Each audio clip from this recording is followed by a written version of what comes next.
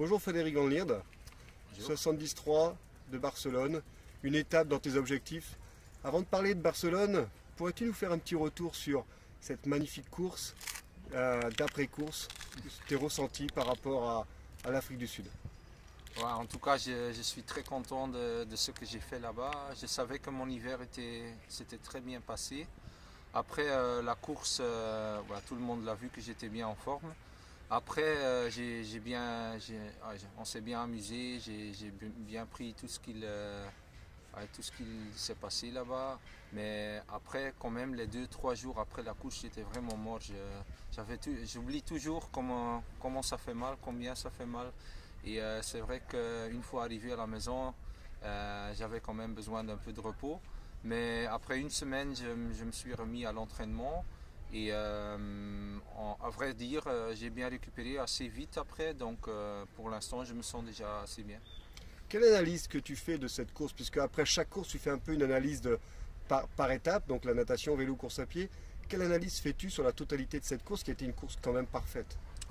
On a travaillé fort le vélo cet hiver et on a vu que j'améliore encore en vélo. Mais après, il faut toujours voir si ton marathon, si ta course à pied reste en place. Et avec un 2,49, après un vélo assez fort, je suis très content et les objectifs sont atteints. Donc je crois qu'on peut continuer sur cette voie-là.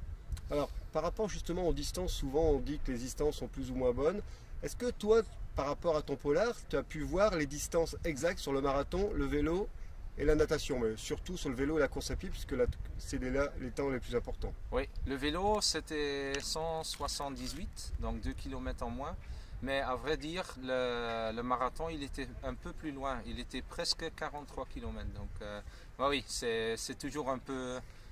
Ouais, c'est pas toujours correct les distances sur Ironman, mais c'était un peu plus loin quand même au marathon. Alors justement, c'est pour ça que je pose cette question, parce que beaucoup de retours sur les réseaux sociaux disent qu'il y avait 43 km. Ouais. Donc 2,49 avec un temps, du vent et une distance comme tu as fait, c'est vraiment très positif.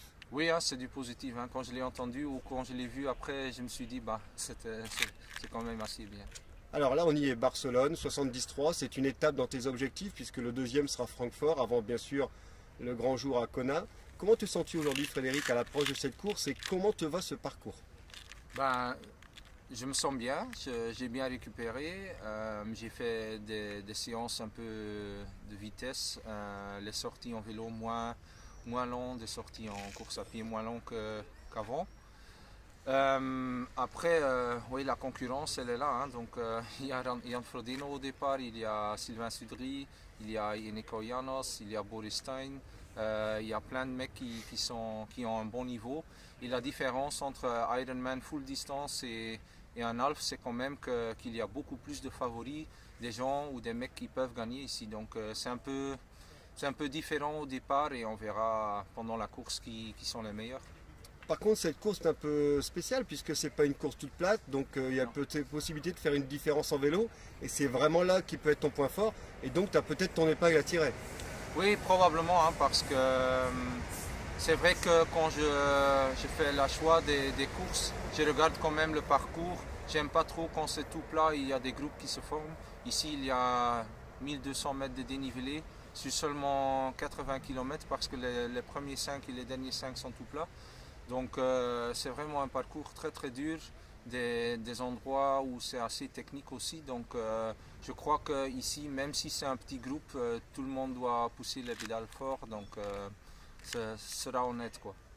Alors aujourd'hui, comment te sens-tu par rapport aux autres années où tu sais que maintenant tu as une qualification en poche, tu l'avais déjà, mais surtout avec une facilité de pouvoir faire une année différente que les autres pour pouvoir arriver à Kona dans de bonnes conditions?